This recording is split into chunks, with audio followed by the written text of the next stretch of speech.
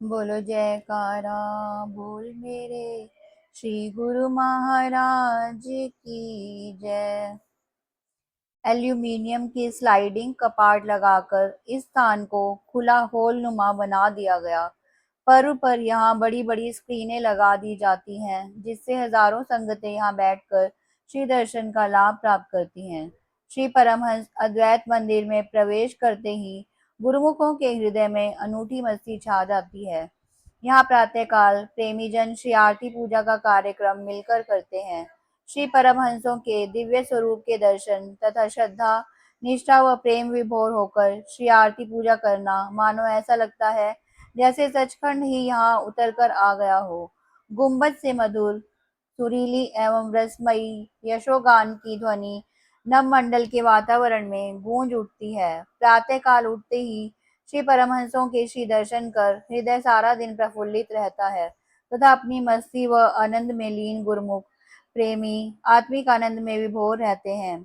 श्री परमहंस अद्वैत मंदिर के बाहर का दृश्य भी अति लुभावना चित्ताकर्षक है। प्रातः समय ब्रह्म मुहूर्त में उठकर सब प्रेमीजन यहाँ आते हैं तथा श्री आनंद सर के निर्मल एकांत वातावरण से गुजरते हैं, तो उस समय ऐसा प्रतीत होता है कि हृदय हृदय के अंतर में कई लहरें उठ रही हों। ये लहरें अजपा जाप के रूप में प्राणों में स्वयं ही संचरित होना प्रारंभ हो जाती हैं। गुरुमुख हंस आत्माएं इस अजपा जाप के मुक्ता कणों को चुगती हैं।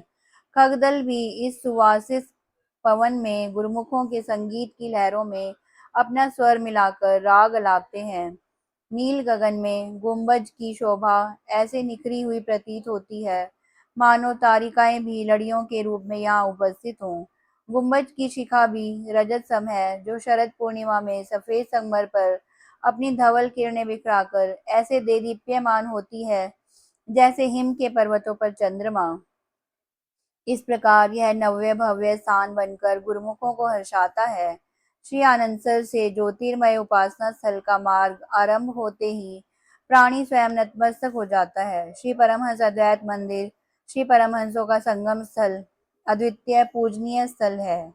श्री आनंद शांति भवन प्रातः स्मरणीय नयनाभिराम जीवन धन श्री श्री 108 श्री सद्गुरुदेव जी महाराज श्री तृतीय पातशाही जी का पुण्य स्मारक है। श्री आनंद शांति भवन यह श्री परमहंस अद्वैत मंदिर के पश्चिम में स्थित है। इस विशाल भवन के ठीक मध्य में श्री समाधि बनी हुई है, जिस पर श्री सद्गुरुदेव जी महाराज जी श्री तृतीय पातशाही जी की दिव्य प्रतिमा विराजमान है।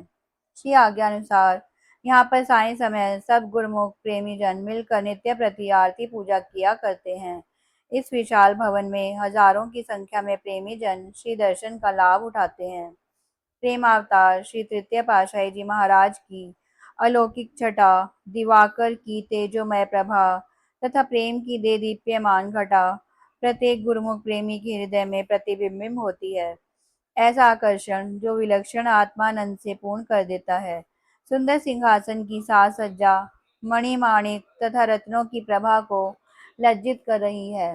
गुरुमुख प्रेमी यहाँ पर बैठकर ध्यान में लीन होते हैं तो सचमुच ही बैकुंठ धाम में विराजमान श्री हरि का साकार रूप में दर्शन पाते हैं। इस अपरिमेय आह्लाद पूर्ण स्थान की तुलना अंड ब्रह्मांड किसी से नहीं की जा सकती। श्री सद्गुरुदेव जी महाराज श्री चतुर्थ पातशाही जी ने श्री आनंद शांति भवन की नींव निज कर कमलों से रखी।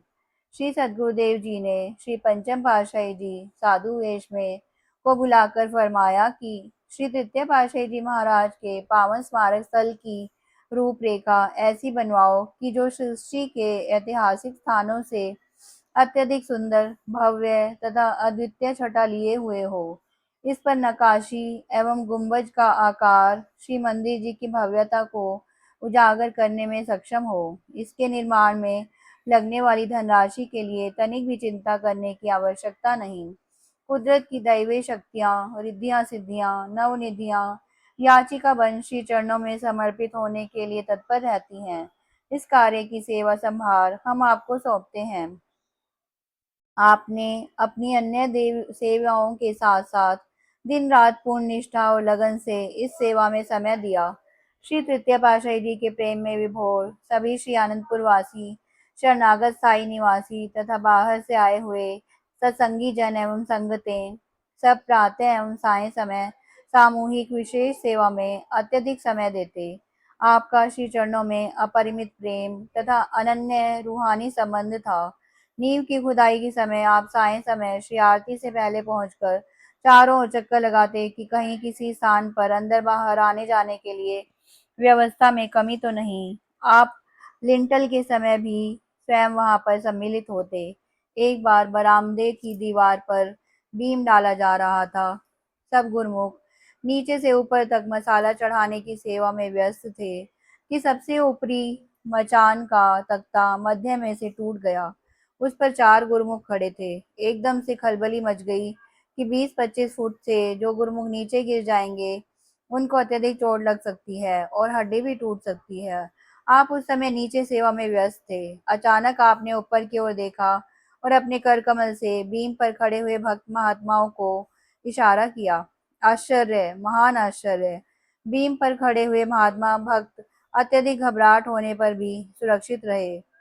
मचान पर खड़े हुए चारों गुरमुखों में से दो एक तरफ बल्ली के पास जा पहुंचे और दो दूसरी तरफ। वहां पर वे तख्त बल्लियों के साथ बंधे हुए थे। नीचे से ऊपर तक मचान पर खड़े हुए गुरमुख भी हैरान थे कि यह घटना 10 मिनट में कैसे घटित हुई और एक चमत्कारी संकेत को पाकर सब सकुशल रहे और प्रसन्नचित्त हो अपनी अपनी सेवा में जुट गए। सेवा की समाप्ति पर आपने भक्तों को फरमाया, सब ठीक हो गया, अब आगे ऐसा कभी नहीं होगा। वे भक्त अचंभित हो आपके मुखमंडल की ओर निहारने लगे। उस समय यह कौन जान सकता था कि रूहानी शक्तियों के मालिक सबके मध्य में विराजमान हैं। श्री चतुर्थ पातशाही जी महाराज जब जब भी श्री आनंदपुर में कृपा करते तो यहाँ के निर्माण कार्य एवं रूपरेखा को देखकर मंद मंद मुस्कुराते। आपको बुलाकर प्राय यही फरमाते कि योग्य अधिकारी ही परमार्थ के इस महान कार्य को पूर्ण करने में सक्षम है। अब सारा कार्यभार आपको ही संभालना है। आप ही इस दरबार की गौरव गरिमा को पराकाष्ठा तक पहुंचाकर कीर्ति स्तंभ बनाएंगे। आपने नतमस्तक हो श्री चरणों में विनय की कि श्री सद्गुरुदेव जी महाराज के आशीर्वाद एवं कृपा से सब फलीभूत होगा। बोलो जयकारा बोल मेरे श्री गुरु महाराज की जय। बोलो साचे दरबार की जय।